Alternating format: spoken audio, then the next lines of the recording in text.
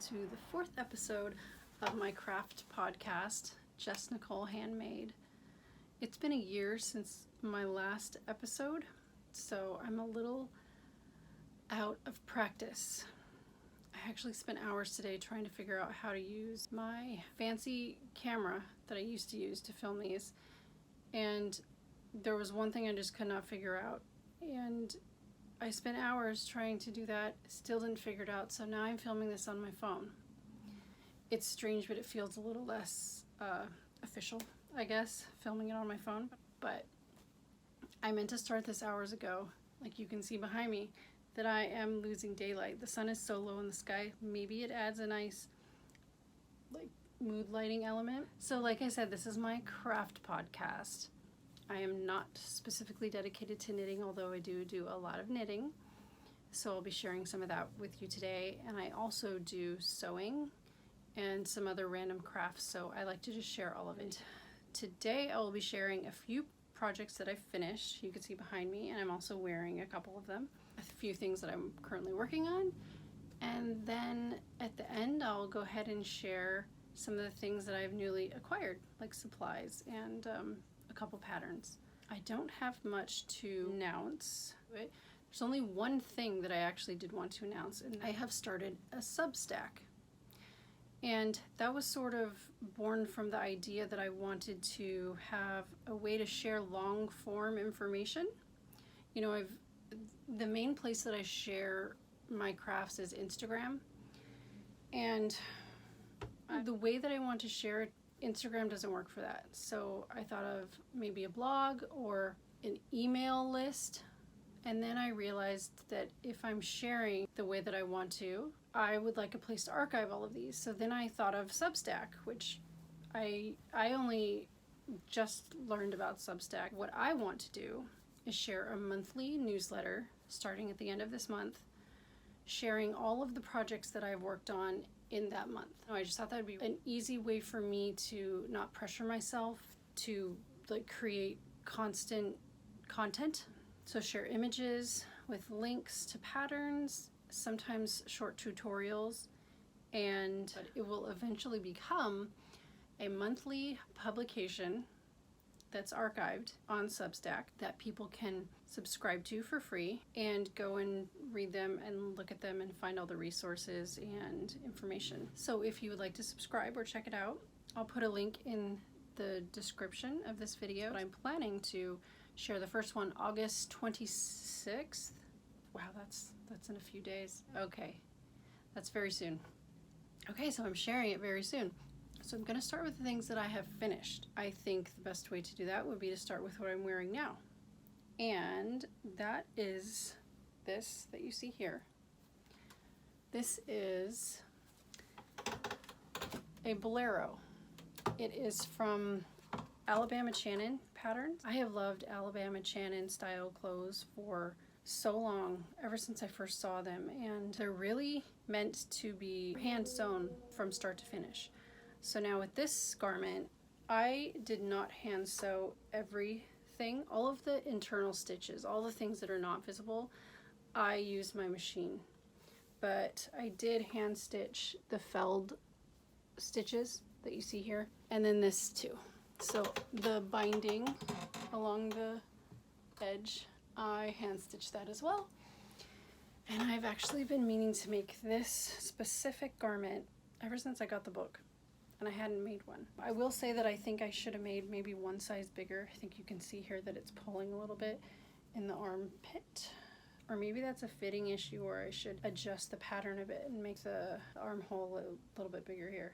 Because it's stretch, this is 100% cotton jersey. It's not that big of a deal. I can move comfortably in it. It's not pulling any seams. And yeah, I really like it.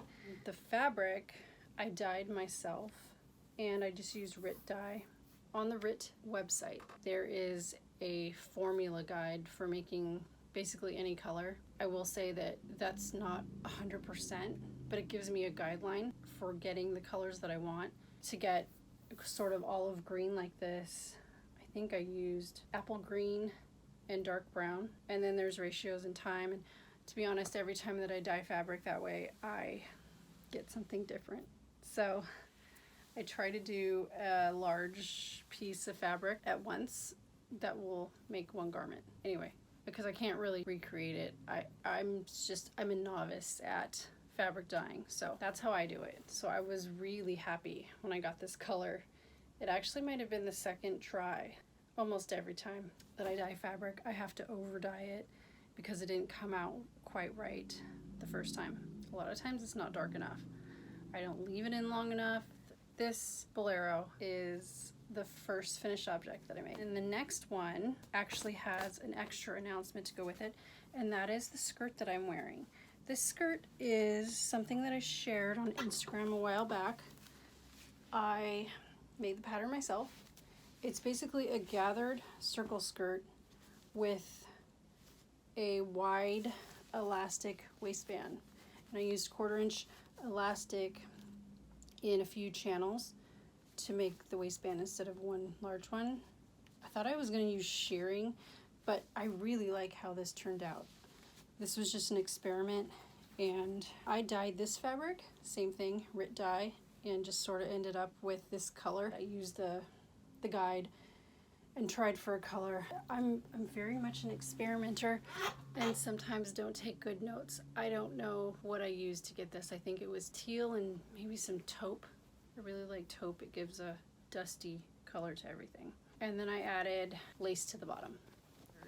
The extra thing to go with this skirt is that right after I made it, I realized that it's pretty simple and wouldn't be hard for me to make a pattern to go with it, an actual sewing pattern. So I've been working on that. This is my sample.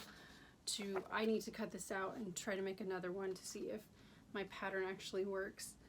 So this is a pattern that I'll be releasing at some point. Like I said, right now I'm just making sure that it all works and then writing the instructions to go with it. This is the little instruction booklet that I started.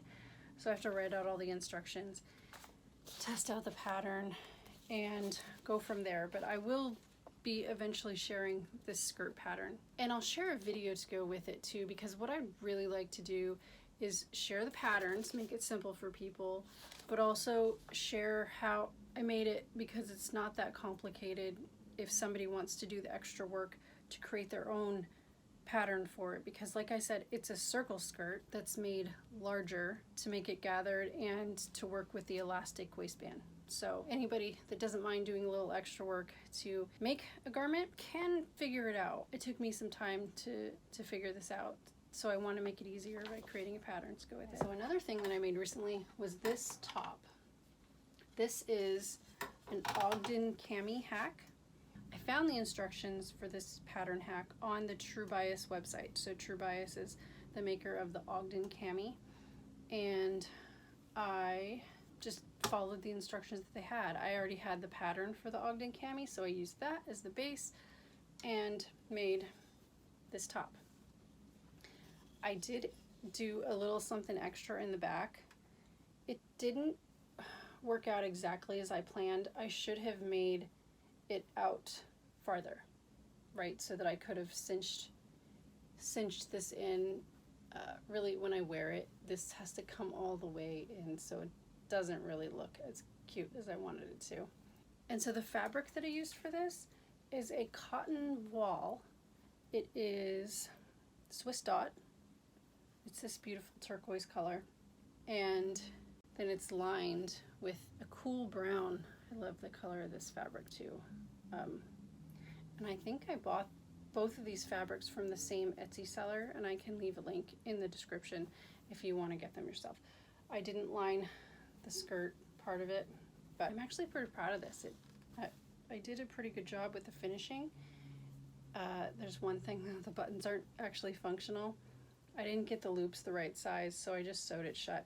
It's really not necessary for me to open it with the buttons because of the looseness of the top in general, so that's not a big deal.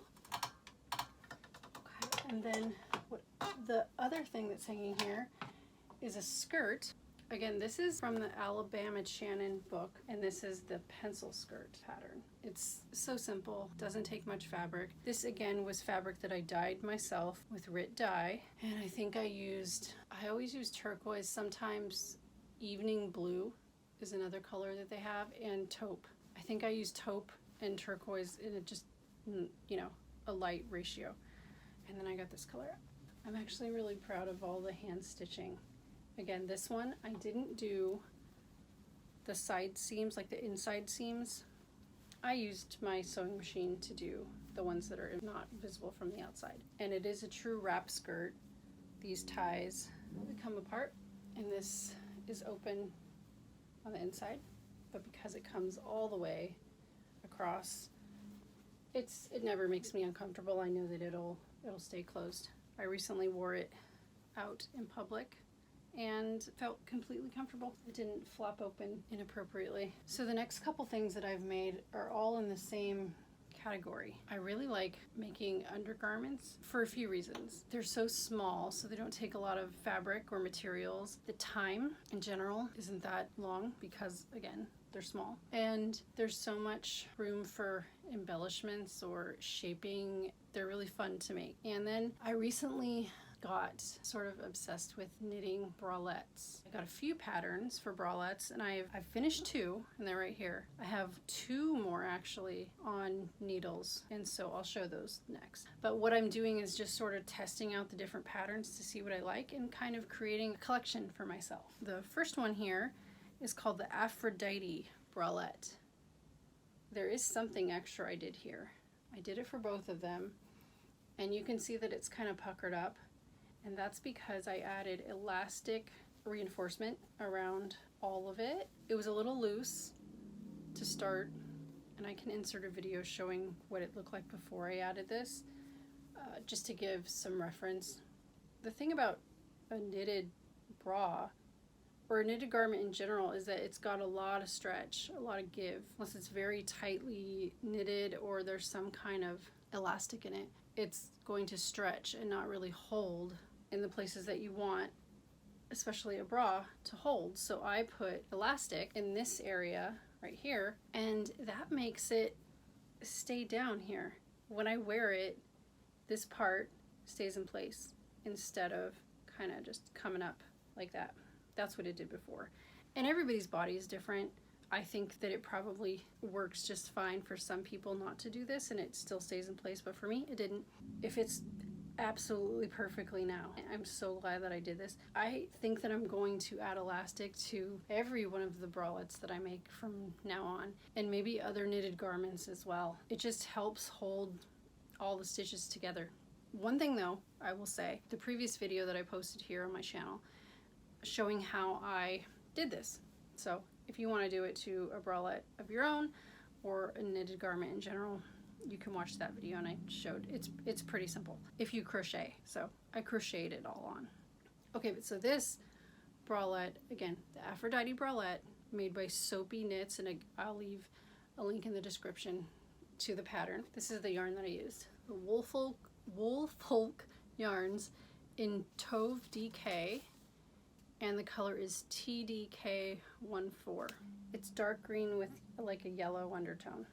And also, if I would have done it in black elastic, all this would be completely invisible on the outside. That I did a pretty good job of keeping it so that it won't be visible on the outside. I don't think any of it will show, but sometimes this part wants to kind of flop over, and then that'll make that visible. If it was done in black, it would be almost completely invisible. I love this pattern. I might make it again. I'm not sure. Like I said, I've got a few more bralettes in the works now, and I don't know how many knitted bralettes I really need. The next bralette that I finished was the Simple Bralette from Naked Knit. And again, this one has the elastic in it. It looks very different if it doesn't have the elastic in it. It's all shriveled up on itself. But again, it fits great because this elastic holds everything in place. This part was just riding up when I wore it, and I think I may have made the straps a little bit too short, so that wasn't helping, but it fits just fine because of the elastic. So this one it's a very simple pattern. You can see that it doesn't have really any kind of shaping other than the triangle and then the ribbing at the bottom. It took a long time to make. This is the first time I had used, I think this is a fingering weight yarn, and that's the first time I've ever made a garment using this weight of yarn. Yes, I'm pretty proud of it. You know, it's different when you've been making things with giant needles and big chunky yarn. Like that's a great, I love doing that. I have another project that I'm not sharing in this video because I'm not really working on it at the moment, but I'm gonna finish a sweater that is made with chunky yarn, and love how quick that comes together. But I also don't think I would use yarn this small with a huge project. I like that this tiny yarn works really well for a bralette. So the yarn that I used for this is Mono Still Uruguay. So it's Mono Still Uruguay Fino in the color Brass Button. And it's just a really beautiful golden yellow. I have a little bit of yarn left from this. I think what I'm gonna do with it is use it to make, is that light annoying? Oh, look at that. There we go. Okay, that's better.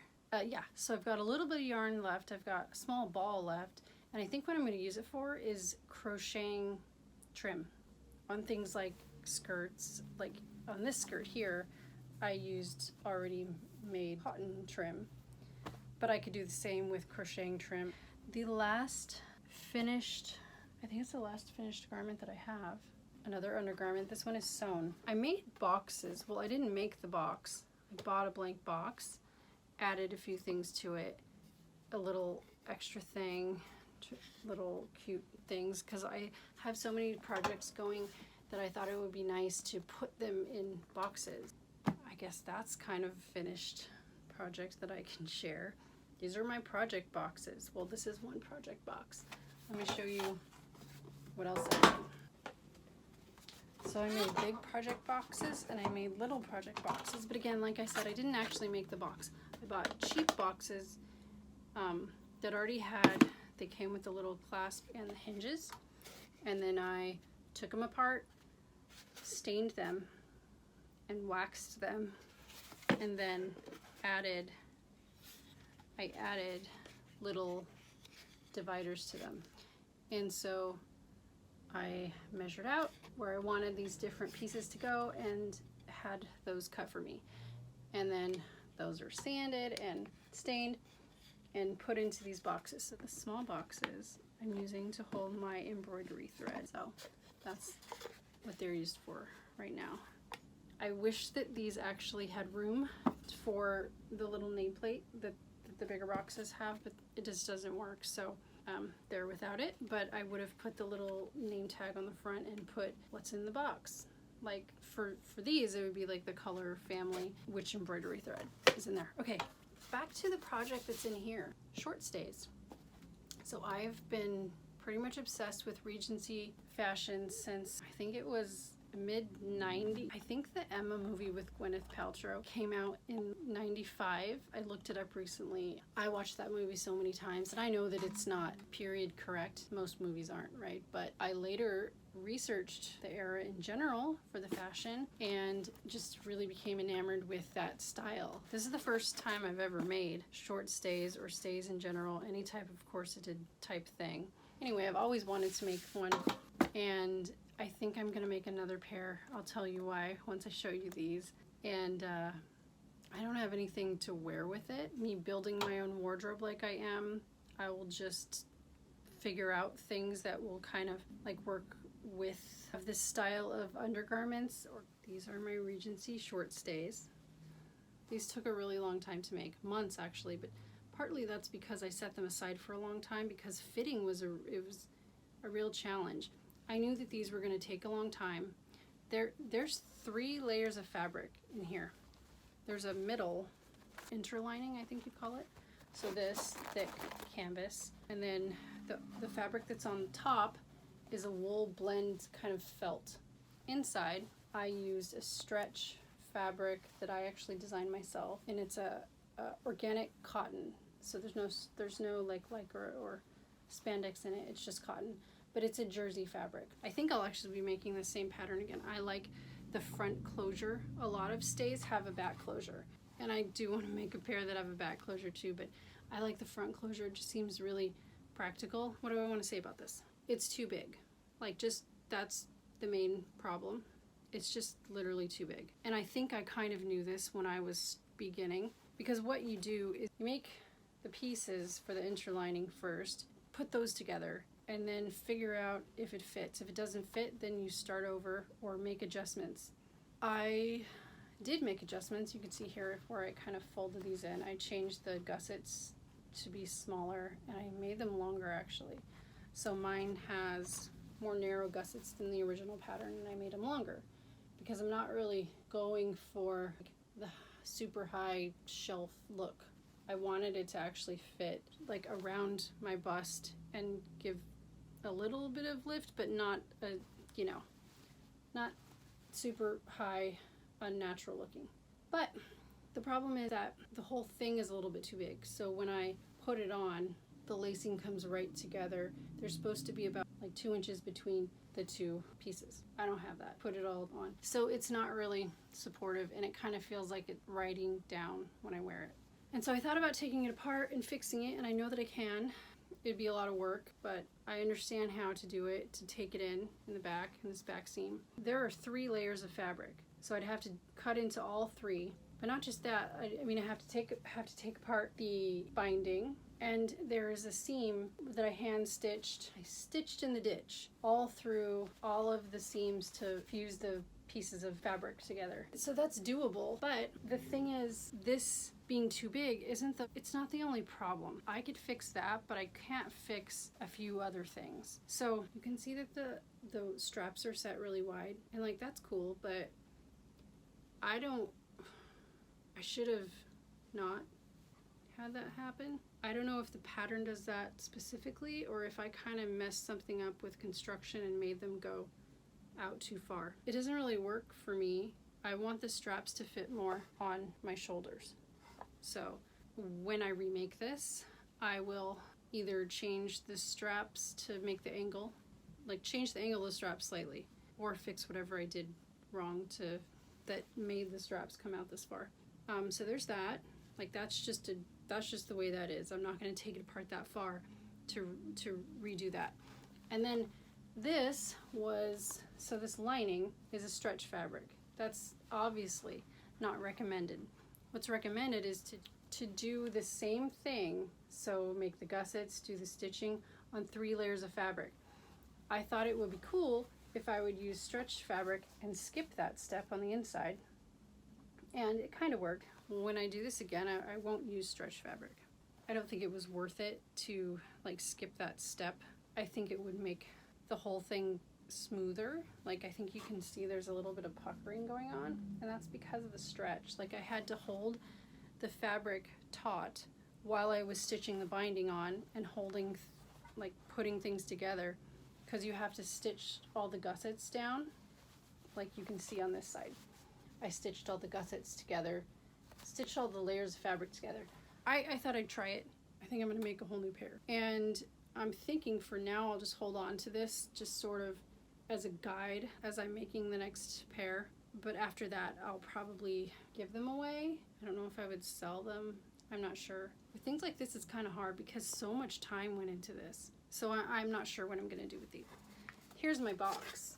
I really actually liked how this worked out for me. It did help me keep everything together. I had the pattern up here, so the paper pattern in here. I added these little hooks, and they're not super like functional. The plan was to add a piece of elastic or something to go across here that holds things in place when you close this. So like if I put anything there, let's see. If I put anything there, you see it just, gravity makes it go like that. I need to add something here, but I like the idea of these. I really like all the cubbies. It's been really helpful for me to keep things in place and yeah, keep all of the pieces to one project in one place. It's similar to obviously a project bag, but for something like this, a bag wouldn't be great.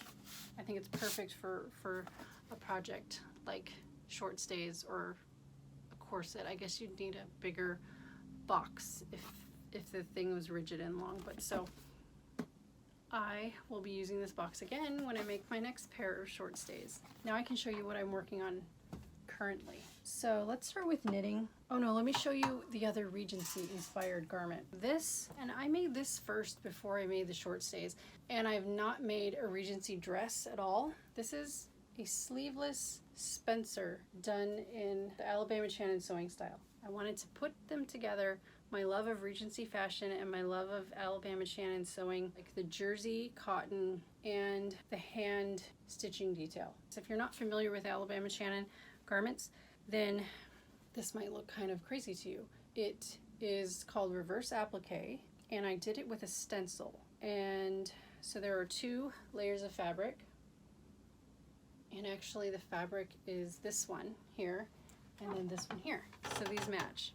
I haven't made anything to wear under this, so I haven't decided on the closure because I want to make a dress to go under it and then short stays that fit. And because of the knit and the large band here, it's kind of a little too stretched. That's a little bit annoying for me, but I might actually run a piece of elastic thread through the back and see if I could tighten that up a bit. Oh, and the stencil that I used is an Alabama Chanin design. It's called the Magdalena stencil, and I have it right here actually. I made the stencil years ago, and I just put that over the fabric and used some fabric paint and transfer the design onto fabric. I'm actually making a new one. This is where I've got so far, and I just use an X-Acto knife to cut all of this out. I've taken a break from it because it was really hurting my hands to cut out with the X-Acto knife, so I haven't worked on it in about a week. But I made it like this. So this one I made really wide so that I can put one piece of fabric under it and get the whole thing done at once. This one is made so that I can put it on a larger piece of fabric and repeat it. And then I'm making these little extra flowers to add into any spaces on a larger piece of fabric to make it make sense. In case you were wanting to make it yourself, this is what I used. So it's called Duralar, and I think this is, I don't know if they come bigger than this, but this is the most manageable size. It's 14 by 17 inches. It's a type of plastic film that's used for making stencils and I guess like mixed media art, but that's the main thing. That's the only thing I've ever used it for, is making stencils. I actually have quite a few stencils in here. This one's old and really stuck to it. I have made lots of things with this. That's the original pattern, and that's a stencil. It's really old. I think I'm going to remake that wood grain stencil. But I have some that I haven't really used yet, and I really want to. Have this Luna moth. I think it would be really nice to put on something like this on the center back. That could be fun. And then I also have this bee. So I will eventually use those stencils since I'm talking about this and it's the same fabric. It's 100% cotton. I think I got it from Organic Cotton Plus. So I get it as just a natural organic cotton. Again, I can put the link in the description so that you can look at it yourself. And it was just a natural color, and then I dyed it.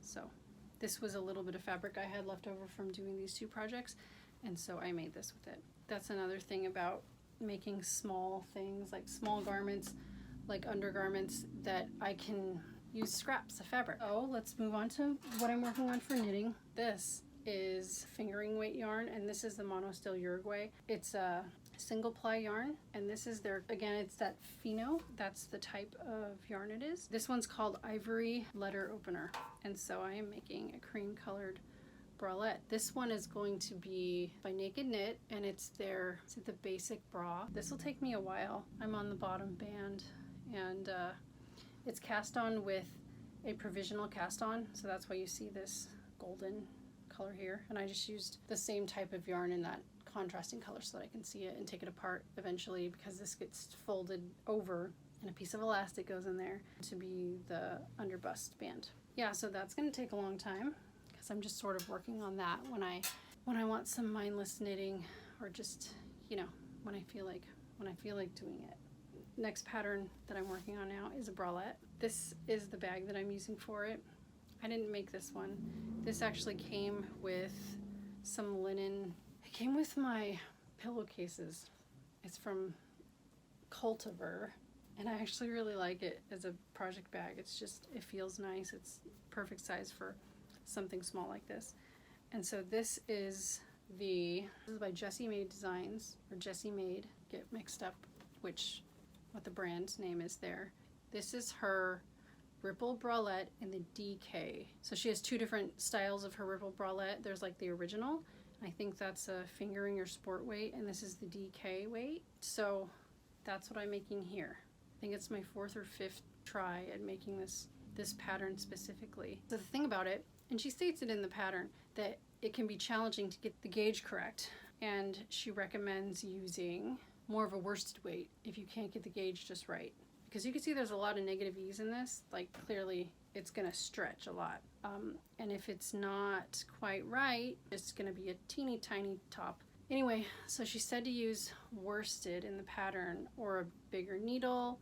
Yeah, but I didn't want to use worsted. I got this yarn that's more of a DK weight yarn, and I really, really like it. It is Farmer's Daughter Fibers. It's in the color Gary Cooper, and this is their Reminisce yarn base, and the color is just so good. And I really wanted to make it with this yarn. So what I did was, well, the first couple times, I think the first time I tried it, I used a DK weight yarn. It was way too small.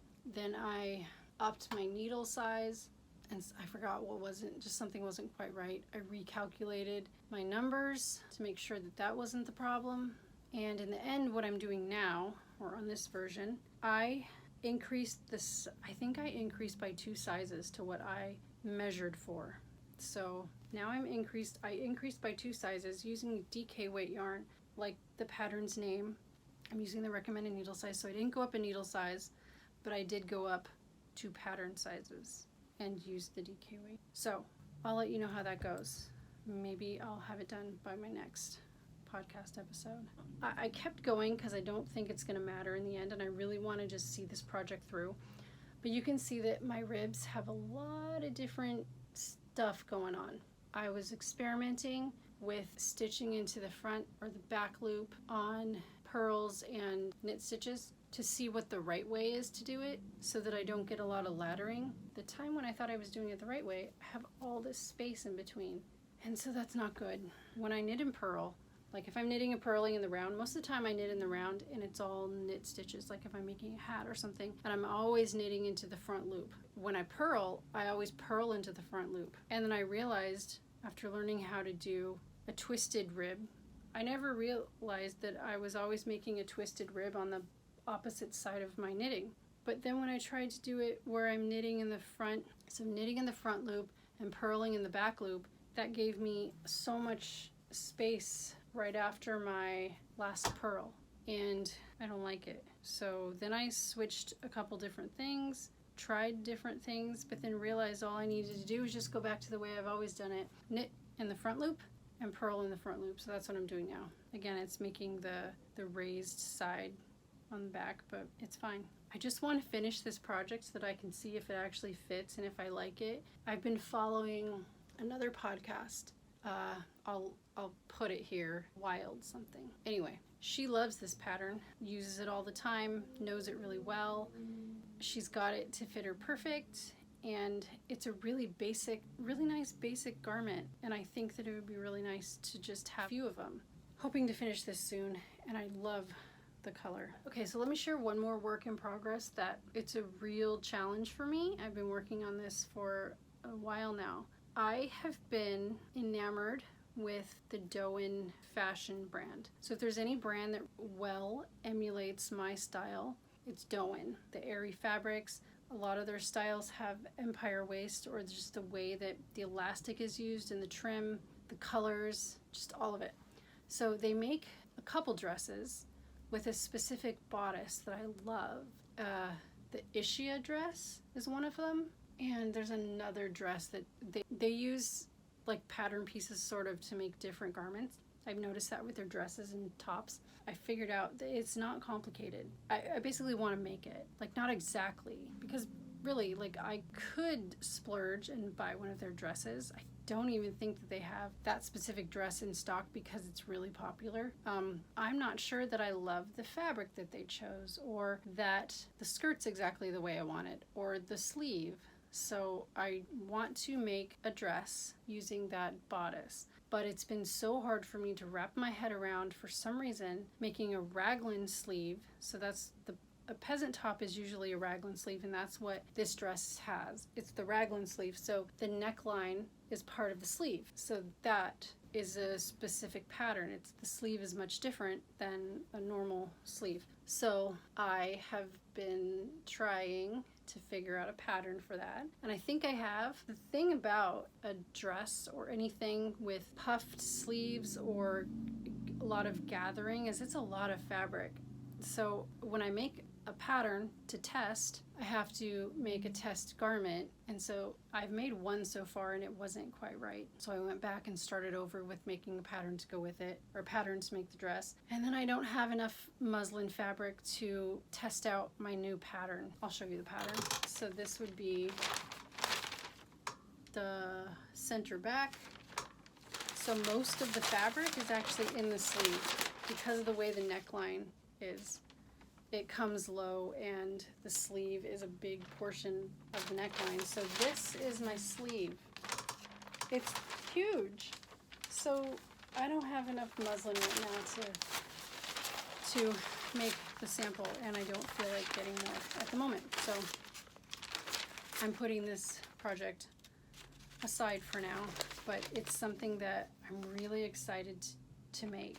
I'm not sure how I want the skirt to be yet, but the bodice is the most important part. Even the sleeve, like this sleeve is just a long sleeve. I don't know what I'm doing with it. In the Doan dresses, they do elastic to make shaping. And so I'm thinking of, I don't know what length I want it to be, or if I'll add trim, or how I will make the sleeve. But for now, it's just a long sleeve so that I can see if the pattern works at all. I did go to the fabric store recently, and I went to the fabric store to try to get a simple raglan sleeved garment to see if I could modify it. I tried that, it didn't really work. But while I was there, I picked up a couple other patterns. This one, the Simplicity 9546.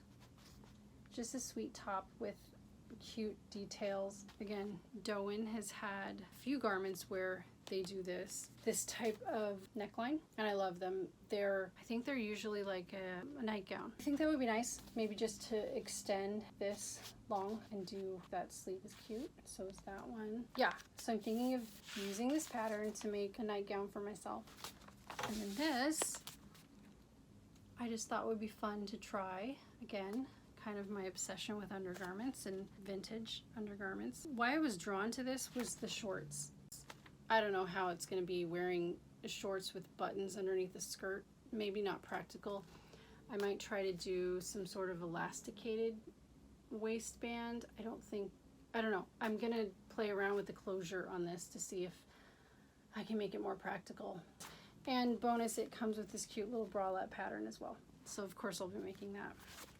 So those are two patterns that I recently picked up. And I've also purchased quite a bit of yarn. When I got interested in making bralettes, it was the first time that I had actually used yarn that's that small of a gauge, like a sport weight or a fingering weight. And so I started getting yarn to make either camisoles or bralettes. And so that's what I've got here. I think this is a sport weight. This is by Woolfolk, and it is tinned, and it's color 24, and it's just like a dusty blue, kind of a grayish light blue. And this one is either going to become a bralette or a camisole. And this is the same, but in a darker dusty blue color. And this is their color number 13. So I have these, again, to make camisole or bralette. I have a third one of this, so I could definitely make a camisole with these three. This is that same color by the Farmer's Daughter Fibers, but it is their Juicy DK. It's just a really yellow green, like a mossy green. It's my favorite green. And I got two of these. And again, that's going to become either a bralette or camisole. Lastly, for yarn, was these. Again, this is Farmer's Daughter Fibers, and this is the color Medicine Grizzly, and this is a fingering weight yarn. It's actually even more pretty in person than when I saw it online, because I bought these online. It's not just this one tan color, it's got different variegated colors in there. So it's going to make a really beautiful garment. Again, I think this is going to be a bralette. Yeah, because the Naked Knits patterns, I think they're all in fingering weight yarn. Okay, I think that's it. I've talked for over an hour. Of course, I'll cut this down. It will not be an hour long. Oh, fabric. I have lots of fabric. I wanted to show this one because, oh, where's the little piece?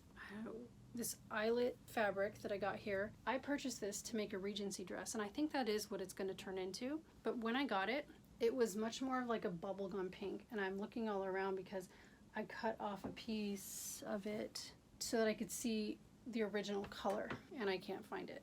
But so I over dyed this pink fabric with Rit dye, and I think I used taupe, and it made it this much more dusty pink color, which I really like. The original color was way too pink for me, and I think I knew that when I bought it and that I would need to dye it, but then when I got it, I really realized that I needed to. These two were white when I got them. We're getting some sun flares going on. So these two fabrics, I think, yeah, these are each 3 yards, and they were white when I got them, and I dyed both of them. I think I did like 3 different times because I just wasn't getting a color that I could work with. This one was like a light, it was like a pastel yellow, and I didn't want that. So I dyed it again, and I originally had used like 3 different colors trying to get a formula right, but I think all I had to do was use the Rit dye in the color Marigold, and it's basically this color. So next time I'll save myself a lot of work and just get the color Marigold. I went to the store and found that color after I had dyed it, I think 2 different times, and then the 3rd time I used Marigold, and I think a bit of dark brown to make sure that it was dark enough. And then this one, I'm still not sure that I like this green. You can see that like this green I really like. This one still has a bit too much blue in it, I guess. It's closer to a true green than this like kind of coppery olive green. So I'm not sure if I'm going to again dye this one to get it a little darker or like a different tone of green. So I'm really trying to build a wardrobe and put pieces together that all go together, and so this doesn't match this. So, and I don't know that I'm gonna love it. I put so much time into the garments that I make with this fabric. So these are specifically going to be used to do the Alabama Chanin style garments, and so that means a lot of hand stitching, and so I just can't spend hours hand stitching on a garment that I know that I'm not going to love in the end, unless I was making it for somebody else. Maybe I'll over dye it so that it turns into a dark teal. So that was fabric that I've got, and I don't think there's anything else to share. I made myself some notes, so let me see if there's anything else I wanted to say. Yeah, I wanted to mention that I will be planning to film these every 2 weeks. And oh, my channel just reached 1,000 subscribers. I just noticed that yesterday when I was looking at it, so that's exciting. People like these videos that I'm making. So I want to put more effort into this channel and create more videos, and the more videos I create, the better I'll get at editing and filming, and then it will be easier. So I am planning to do it about every 2 weeks. I think my schedule will be to film it on Sunday and release it on Tuesday or Wednesday. I'm not sure yet, but so that's the plan now. I'm filming this on a Sunday. It's the time when my house is the quietest. Yeah, that's just the day that works best for me. And I had remind of Substack. So that is the other project that I'm really putting my effort into these days. So this channel and my Substack newsletter. I really want that to be something that is valuable to people and that I can look back and reference the projects that I've done. I have some plans in the works to make specific things that would be for paid subscribers. So this monthly newsletter will be completely free. I want to make more specific posts or maybe exclusive patterns or tutorials that are a little more time consuming or specialized for people who would want to pay a small amount to subscribe monthly. So yeah, I'm excited about that project. Okay, this week on Friday, it will be available. Well, thank you so much for watching. The light is doing crazy things right now. Hopefully it looks lovely. When I turn off this film, I'm gonna open up the windows and let in the light because it looks so pretty in this room at this time of day. The sun comes through and it looks so nice. All right, well, I am so grateful for you watching, and I will see you soon with more craft projects and finished items.